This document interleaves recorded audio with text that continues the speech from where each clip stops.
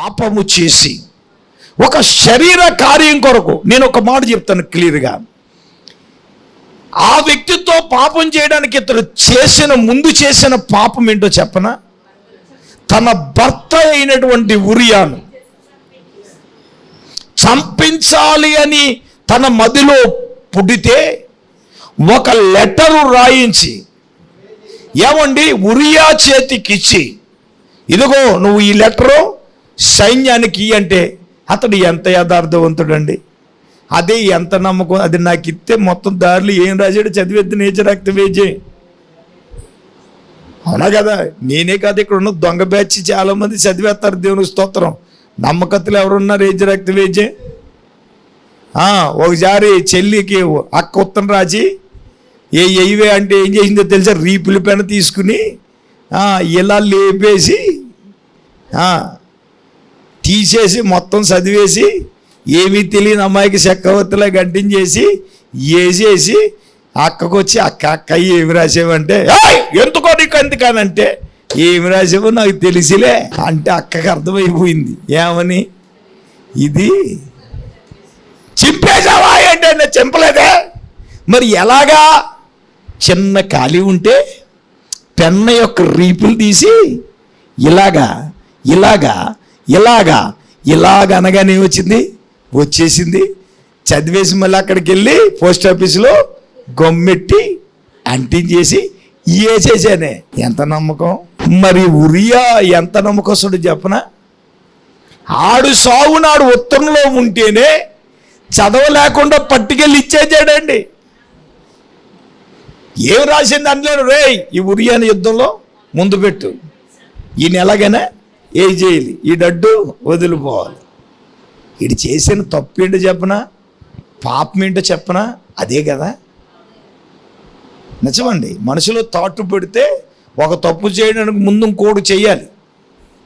ఇది చేసిన వ్యవహారం అది, ఇది చేసిన ఈ విధానం అది. అయితే నేను ఏం చెప్తానంటే, సూట్గా డైరెక్ట్గా స్ట్రేట్ ఫార్వర్డ్గా నేను ఒక విషయాన్ని జ్ఞాపకం చేస్తాను.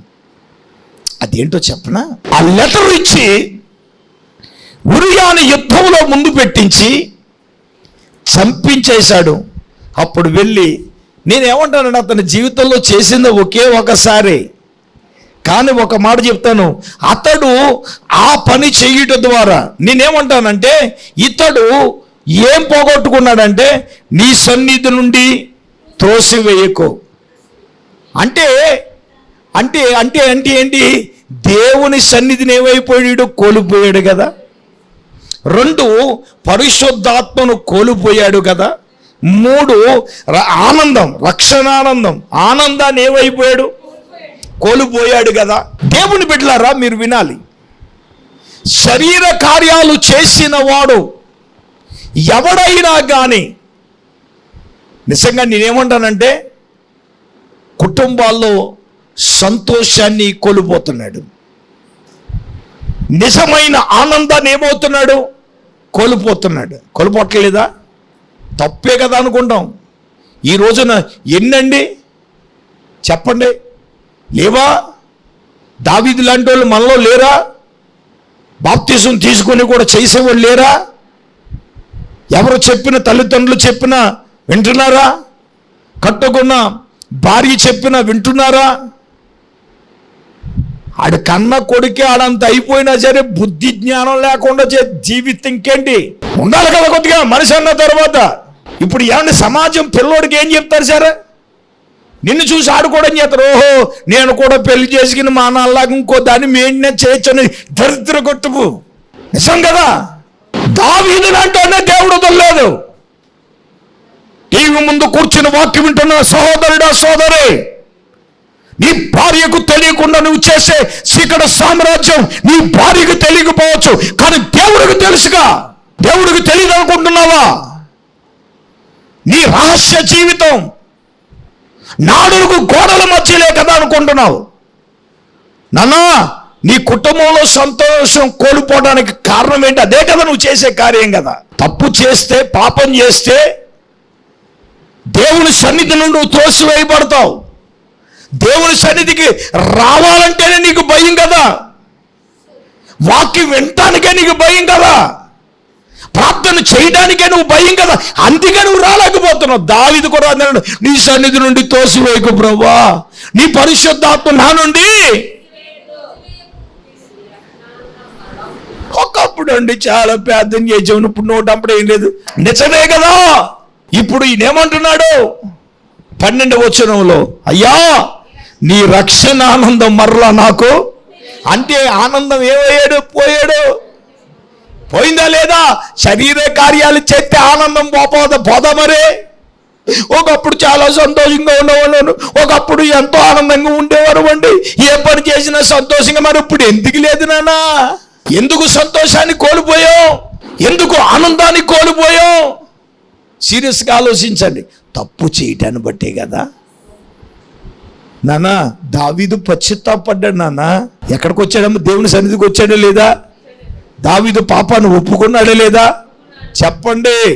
తప్పు చేయటం మానవుని యొక్క సహజ లక్షణం, కానీ నువ్వు దేవుని సన్నిధికి వచ్చి దావీదులాగా పశ్చాత్తాపడి రోధించి దేవుని దగ్గర ఒప్పుకోవాలి. సంసోన్ లాంటి బలాజ్యుడే నువ్వు పెద్ద పోటుగాడు ఏంటి బాయ్? సంసోన్ కంటే బలవంతుడువా? కృపను బట్టి బ్రతికించాడంటే ఆ మాటను నువ్వు మర్చిపోయి నువ్వు ఇష్టానుసారంగా బ్రతకడానికి దేవుడు బ్రతికించింది. కరోనాలో చనిపోయింది, నన్ను బ్రతికించాడు దేవుడు. నా ఇష్టానుసారంగా బ్రతకడానికి నా ఆశలన్నీ చంపేసుకున్నాం. దేవుని కొరకు ఏదైనా చేయాలా, దేవుని కొరకు ఏదైనా చెందాలి. బతికించింది నా ఇష్టానుసారంగా బ్రతకడానికి కాదు, నా ఇష్టానుసారంగా చేయడానికి కాదు, నా ఇష్టానుసారంగా ఉండడానికి కాదు. దేవుడు నన్ను బ్రతికించింది పాపం చేయడానికా? ఏమండి, నేను అన్నిటికంటే విలువైంది ఏంటో చెప్పనా?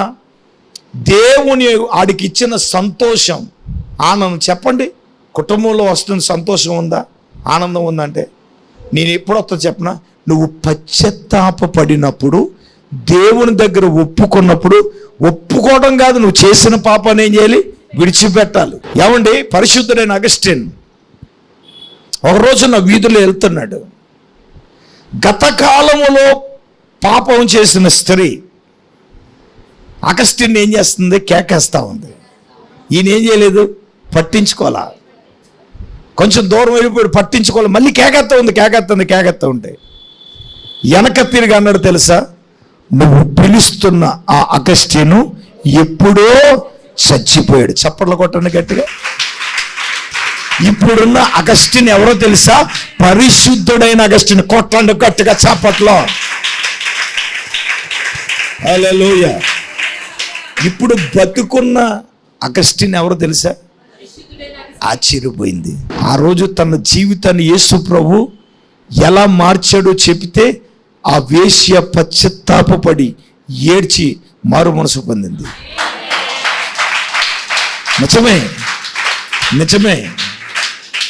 నిజమే.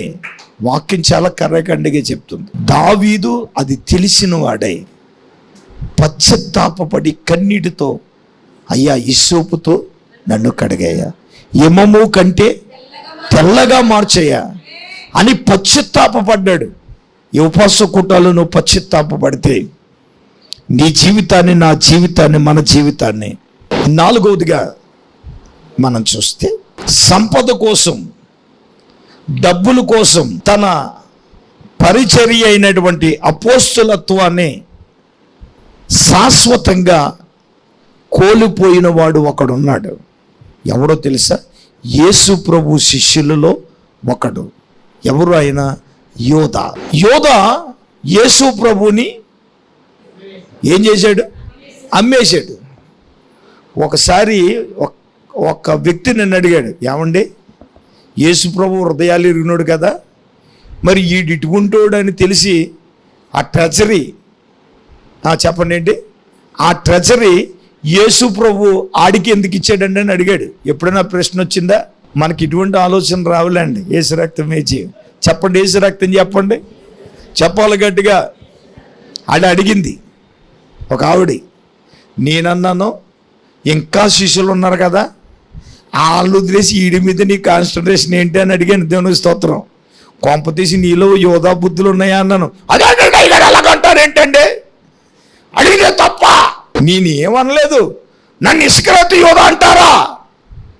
ఏదో గుమ్మడికాయ దొంగ అంటే, ఏదో భుజాలు తడుకోవాలంటే సన్నివేశం చెప్తే మన వాళ్ళు కొంతమంది బలి చేసుకుంటారు. వాక్యం చెప్పినా కూడా ఇవాళ పాస్టర్ నా కోసం చెప్పు, నీ కోసం కాదు. నీలో బుద్ధులుంటే నీకు తగులుతుంది అది. అదే మరి యేసు ప్రభు ఆడికి ఎందుకు ఇచ్చాడంటే, ఆడు అడ్డుకుంటాడు అని తెలిసి ఆడికి ఇచ్చాడు.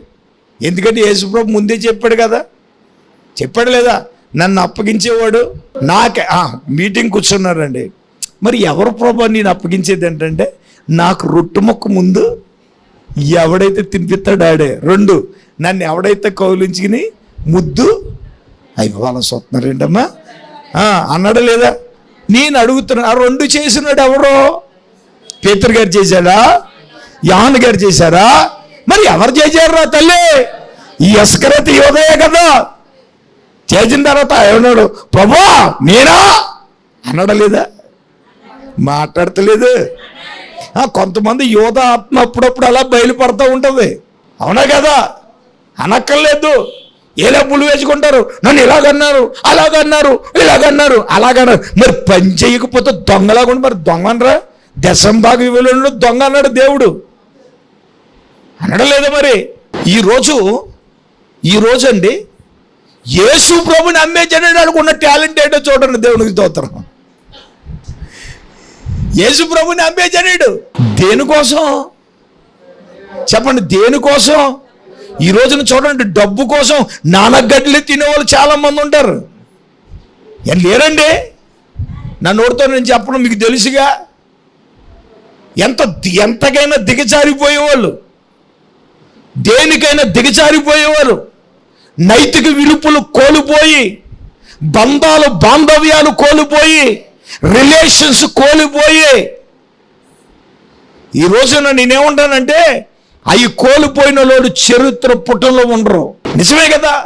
ఇస్కరియోతు యూదా ఏమండి యేసు ప్రభువుని అమ్మటానికి ఏమండి అమ్మేయడానికి కేవలం ఆఫ్టర్ ఆల్ 30 వెండి నాణాల కోసం యేసయ్యని అమ్మేశాడు. నిజంగా నేనేమంటానంటే, అమ్మేసిన అతని జీవితంలో అతను ఏమయ్యాడంటే, శాశ్వతంగా ఆ పరిచర్య యొక్క చూడండి ఒకసారి అపోస్తలుల కార్యగ్రంథం 1వ అధ్యాయము ఏమంటే 24-25 వచనాలు మనం చదవాలండి.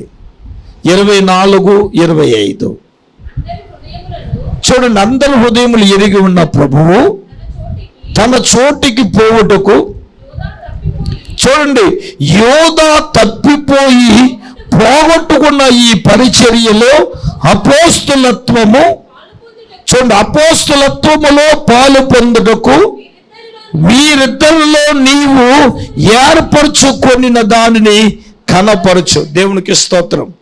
నేనేమంటానంటే, ఇస్కరియోతు యూదా చేసిన ఈ పని వల్ల ఏమండి పరిచర్యలో ఉన్నటువంటి అపోస్తలత్వమును శాశ్వతంగా పోగొట్టుకున్నాడు యూదా ఇస్కరియోతు. ఆలోచించండి. చాలామంది దేవుడు అప్పగించబడిన పనిని మనం ఏం చేస్తున్నాం? పోగొట్టుకుంటున్నాం కదా. అంటే అర్థం ఏంటో తెలుసా? దురాశకి పోయి ఏమండి ఆస్తులను పోగొట్టుకున్నవారు లేరా? ఉద్యోగాన్ని పోగొట్టుకున్నవారు లేరండి? రీసెంట్గా సుమారుగా 4-5 దినాల నుంచి వైజాగ్లో జరిగినటువంటి ఏమండి ఒక స్త్రీ, శాంతి అనే ఒక స్త్రీని గురించి, ఒక ఎస్టీకి చెందిన కులం నుంచి ఒక వ్యక్తిని గురించి మనం వార్తలలో మనం వింటూ ఉన్నాం. అంటే ఎంత భయంకరమైన పరిస్థితి అంటే ఏంటో చెప్పనా? డబ్బుకు ఆశపడి, ధనానికి ఆశపడి, మానవ విలువలను, భార్యాభర్తల యొక్క బంధాన్ని ఈరోజు ప్రతి మీడియాలో మాట్లాడే విధంగా ఉంది. అంటే ఎంత దౌర్భాగ్య స్థితిలోనికి మన ఆంధ్రప్రదేశ్లో ఉన్నటువంటి మనుషులు వెళ్ళిపోయారో చూడండి. కేవలం ఈ అన్యాయం వల్ల వచ్చే ఈ డబ్బు కోసమేనా? నేనేమంటాను, సమాజంలో గౌరవం కోల్పోయారు కదా. ఏమన్నా కోల్పోలేదా? ఇస్కరియోతు యూదా పరిచర్యను, అపోస్తులత్వాన్ని పోగొట్టుకున్నారు. మనుషులు తప్పు చేస్తే, పాపం చేస్తే నైతిక విలువలు కోల్పోతారు. సమాజంలో వాల్యూస్ ఉండవు. పాపము మనిషిని ఎంత హీన దిశకి దిగజారుస్తుందంటే అంత హీన స్థితికి దిగజారుస్తుంది కదా. నీకున్న పేరు పోయే, నీకున్న డబ్బు పోయే, ఉద్యోగం పోయే. ఇప్పుడు ఈ ఇస్కరియోతు యూదా తన జీవితంలో కోల్పోయింది ఏంటంటే పరిచర్యను, అపోస్తులత్వాన్ని శాశ్వతంగా కోల్పోయాడు. ఎందుకోసం అని గనక మీరు వాక్యంలో గమనిస్తే, వారు సంపాదన కోసం యేసయ్యని అమ్మేశారు. 4. 5వదిగా మనం చూసినట్లయితే ఎఫెసు సంఘాన్ని గురించి ప్రకటన గ్రంథం 2వ అధ్యాయం 3-4 వచనాలు, 7 సంఘాలలో ఉన్నటువంటి ఒక సంఘమైనటువంటి ఎఫెసు సంఘమును గురించి అపోస్తలుడు పరిశుద్ధుడైన యోహాను ప్రకటన గ్రంథములో రాస్తూ ఆయన ఈ విధంగా అన్నారు. 3-4 వచనాలు. నీవు సహనము కలిగి నా నామము నిమిత్తము భారము భరించి అలలేదని నేను ఎరిగేది. 4వ వచనం. అయినను మొదట నీకున్న ప్రేమను నీవు వదలితివి. Okay okay. చూడండి, అంటే అసంపూర్ణమైన హృదయం అంటే ఏంటి? మారు మనసు లేని హృదయం వీళ్ళు కలిగి ఉండి వీళ్ళు ఏం చేశారు? మొదట ఉన్న ప్రేమను ఏమైపోయారండి? కోల్పోయారు. కారణం ఏంటో తెలుసా? వీళ్ళు ఏ స్థితిలో నుండి పడిపోయారో. ఒరే నాన్న, నువ్వు దానిని జ్ఞాపకము చేసుకుని నువ్వేం చేయాలి? మారు మనసు పొందాలి. నేనేమంటానంటే, సంపూర్ణమైన మారు మనసు లేని హృదయం ఉంటే మొదటున్న ప్రేమ అండి. మొదట్లో బాగానే ఉంటారు పెళ్ళైన కొత్తలో. అందుకే మొదట్లో ఉన్న అప్పుడు బెల్లం భార్య అంట బెల్లంలా కనపడుతుందంట. ఎలా కనపడుతుందంట? ఒక 2 ఏళ్ళు 3 ఏళ్ళు ఒక పిల్లోడిని కనేటప్పటికి భార్య అంటే ఎలా కనపడుతుందంట? అయ్యి అంత మనకి చెప్తున్నారండి. మొదట్లో ప్రేమలు అలాగే ఉంటాయి. రాను రాను ఏమవుతాయి చెప్పండి? ఎప్పుడు ఒకేలాగా ఉండాలి నాన్న. అది మరి ప్రేమ పెరగాలి కానీ తరగకూడదు. మరి అది విషయం. మొదటున్న ప్రేమ వదిలేశారు. ఏలలో సంపూర్ణమైన హృదయం, మారు మనసు సరైన హృదయం లేదు కాబట్టి ఇప్పుడు దేవుడు వీళ్ళని హెచ్చరిస్తున్నాడు. రే బాబు, ఏం పోగొట్టుకున్నావు చెప్పండి? ఎఫెసులో ఉన్న సంఘ విశ్వాసులు మొదటున్న ప్రేమను ఏం చేశారండి? అందుకే ప్రభు అంటున్నాడు, నీ మీద ఒక తప్పు మోపవలసి ఉన్నది. ఇది ఎన్నోది? 5వది. 6వదిగా మనం చూస్తే, లోతు గురించి మనం చూస్తే, లోకము అనే అంచుల్లోనికి వెళ్ళాడు. అబ్రహాము లోతు ముందు ఏం పెట్టాడు? రే నీకేం కావాలో కోరుకో అంటే లోతు ఏం కోరుకున్నాడండి? సొదొమ. చెప్పండి, సొదొమ గొమొర్రాను కోరుకున్నారుగా. సొదొమ గొమొర్రా ఎటువంటిది? పాపముతో. మీరు చదవద్దు కానీ ఆదికాండము 13, 11, 12 వచనాల్లో ఆడు ఏం కోరుకున్నాడో మనకు తెలుసు. చివరికి 19వ అధ్యాయం ఆదికాండము 29లోనికి వచ్చేటప్పటికి వీడికి ఏం జరిగిందో తెలుసా? వాడుకున్న ఆస్తి అంతా కూడా పోగొట్టేసుకున్నాడు లోతు. ఎందుకంటే లోకపు అంచులోకి వెళ్ళడానికి కోరుకున్నాడు. ఆడే కోరుకున్నాడు. కొంతమంది దైవ చిత్తాన్ని కనిపెట్టకుండా వాళ్ళ నాశనాన్ని వాళ్ళే కోరుకుంటారు, వాళ్ళ శాపాన్ని వారే కోరుకుంటారు. నేను అందుకే ఎవరు ఏం చెప్పినా సరే, ఏం చేసినా సరే అడ్డదిడ్డంగా చేయడానికి ఇల్లేదు. మా మామగారు పోయినప్పుడు మా అత్తగారు నన్ను వచ్చేమంది, దేవునికి స్తోత్రం. నేను అనుకున్నాను ఉద్యోగం చేస్తే బాగుంటుంది అనుకున్నాను, దేవునికి స్తోత్రం. అప్పటికే ముందు శ్రమలు స్టార్ట్ అయిపోయినాయి. ఈ పాకల్లో ఎవడుంటాడు, వేసే రక్తం వేసి అక్కడికి వెళ్ళిపోతే తాచర్రావుల ఏదో ఉంటుంది కదా అన్నట్టుగా ఉంటుందంటే, పాస్టర్ మంది బాబు నిన్ను పిలిచింది ఎందుకు పిలిచాడు? సేవ చేయడానికి. నువ్వేం చేయాలా? సేవ చేయాలి.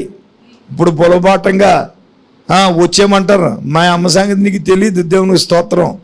కొత్తలో బాగానే ఉంటుంది, హల్లెలూయా. అది మరి నిజం, వాస్తవం కూడానే. మనుషులు దూరంగా ఉంటేనే ప్రేమలు ఉంటాయి.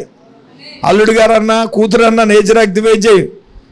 ఒకరోజు చూస్తారు, 2 రోజులు చూస్తారు, 3 రోజులు చూస్తారు, ఏమవుతుంది? వచ్చామంటాడు, నాన్నగారు వచ్చామంటాడు. వెళ్ళిపోతానా అంటే ఎల్లు 1 రోజు చూస్తాడు, 2 రోజులు చూస్తాడు ఆనందంగా, 3వ రోజున ముఖం మొత్తేస్తుంది నువ్వు అంటేని. ఆడే అంటాడు, నువ్వు అనవసరంగా వదిలేచ్చేసావే బాబా అంటాడు. మీ బాబే నేచర్ యాక్టివేట్ చేయు. ఈ వాస్తవాలు ఏమా మా నాన్న, మా అమ్మ, మా అత్తగారు, మా మామగారు ఏసే రక్తం వేసి నిజం. రియల్ జీవితంలో అయ్యా వాస్తవాలు ఇవి. 1 రోజు, 2 రోజులు, 3 రోజులు ఉంటుంది. ఏమండి నేను చెప్తున్నాను, మేము ఇక్కడండి అమ్మ ఇలా చూడు తల్ల పైకి ఎత్తానండి. ఆ రోజున ఆవిడ చెప్పింది ఎన్నో కష్టాలు, ఎన్నో శ్రమలు, ఎన్నో బాధలు, సేవలో, పరిచర్యలో నిలదొక్కుని ఉంటే కదా. ఈరోజు నేనేమంటానంటే, వాస్తవంగా లోతు చేసిన తప్పు నేను ముగించేస్తున్నాను. ఏమి కోల్పోయాడంటే, అబ్రహాముతో కలిసి ఉన్న ఇచ్చిన ఆస్తి అంతా కూడా ఏమేడమ్మా పోగొట్టుకున్నాడు. ఎందుకండి చెప్పండి? ఎందుకు చెప్పండి? ఎందుకు? తన ఆ సొదొమ గొమొర్రాను వెళ్ళడాన్ని బట్టే కదండి. అంటే నేను ఎవరిని డిస్కరేజ్ చేయాలని కాదు, దైవ చిత్తములో అడిగి దేవుడు ఏది చెయ్యమంటే మనం ఏం చేయాలి, అది చెయ్యాలన్నది మాత్రమే నేను చెప్తున్నాను. తెలుసా? దేవుని దగ్గర నువ్వు కనిపెట్టు. అబ్రాహాముని వెళ్ళమన్నాడు, నేను చూపిస్తున్న దేశానికి వెళ్ళనగానే వెళ్ళిపోయాడు. దేవుడు చెప్పిన ఎడారిని కూడా సస్యశ్యామలంగా మార్చేశాడు. అవునా కదా? ఎస్, నిజం. కానీ అదే నువ్వు అబ్రహాం చూసుకో, అబ్రహాం ఎలాగున్నాడు? ఇప్పటికి ఆస్తుంది. మరి లోతు ఏమయ్యాడు? అంతే నాన్న, టైం అయింది, నేను ముగిస్తున్నాను. నేను ఇప్పుడు ఎన్నికి చెప్పాను అంటే అమ్మ 6 చెప్పాను. అసంపూర్ణంగా ఉంది కాబట్టి ఆ 7 నేను చెప్పేస్తాను. అదేంటంటే, పిరికితనం ద్వారా పేతురు గారు తన సాక్ష్యాన్ని పోగొట్టుకున్నాడు.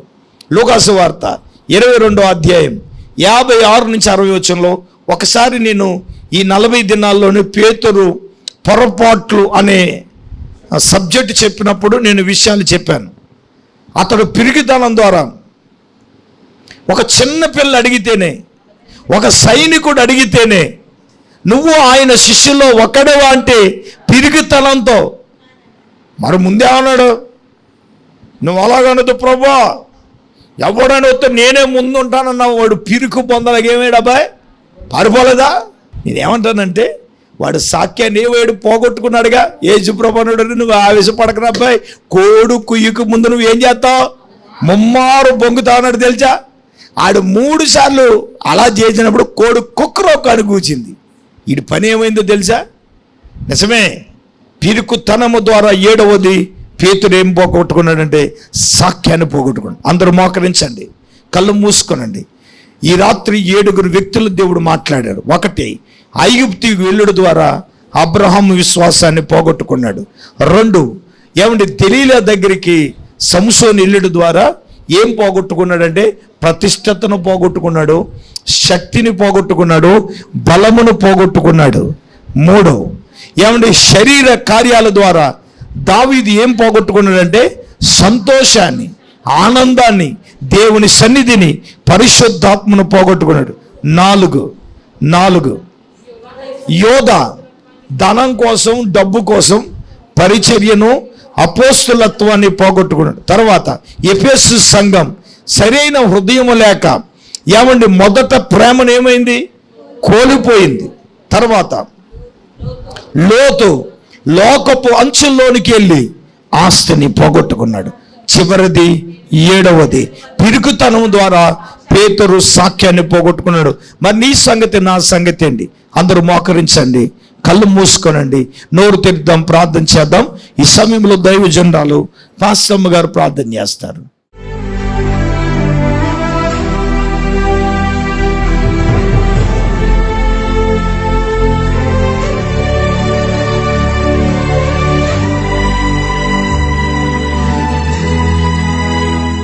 స్తోత్రం స్తోత్రం స్తోత్రం స్తోత్రం. పరిశుద్ధుడైన తండ్రి, మహోన్నతుడా, నీకు వందనాలు, స్తోత్రాలు ప్రభువా.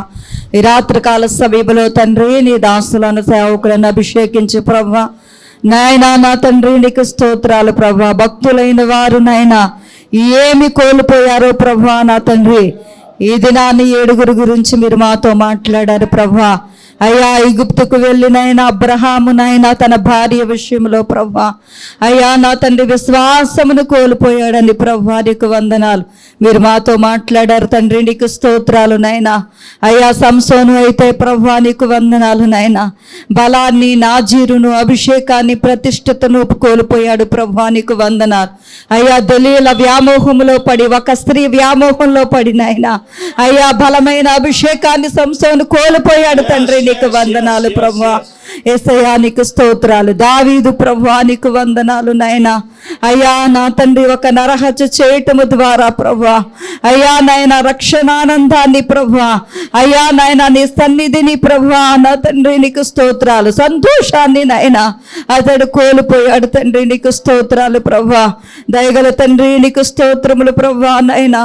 ఈ రాత్రి ప్రభువా నా తండ్రి నాయన ఏ లక్షణాలు మాలో ఉన్నాయో, ఏమి కోల్పోతున్నామో ప్రభువా ఈ వాక్యాన్ని బట్టి మమ్మల్ని మేము సరి చేసుకోవడానికి సహాయము దయచే తండ్రి. యేసయ్యా నీకు వందనాలు ప్రభువా నాయనా, నీకు స్తోత్రాలు ప్రభు. ఎఫెసులో ఉన్న సంఘము తండ్రి నీకు వందనాలు. అయ్యా మొదటున్న ప్రేమను ప్రభువా కోల్పోయింది తండ్రి. యేసయ్యా నీకు వందనాలు ప్రభువా. ఈ రాత్రి విత్తబడి మాటలు ప్రభువా మా హృదయాల్లో భద్రపరుచుకోవడానికి సహాయము దయచేయండి నాయనా, నీకు వందనాలు ప్రభువా. యోధా ఇస్కరియోతు ప్రభువా అయ్యా ధనాన్ని మోహించి ప్రభువా నీకు వందనాలు. అయ్యా నా తండ్రి నిన్ను అమ్మి వేసి ప్రభువా నీకు వందనాలు నాయనా. పరిచర్యను, అపోస్తలత్వాన్ని కోల్పోయాడు తండ్రి, నీకు వందనాలు అయ్యా. యేసయ్యా నీకు స్తోత్రాలు ప్రభువా. పేతురైతే నాయనా నీకు స్తోత్రాలు తండ్రి. ముమ్మారు బొంకి నాయనా తన సాక్ష్య జీవితాన్ని పోగొట్టుకున్నాడు ప్రభువా నీకు వందనాలు.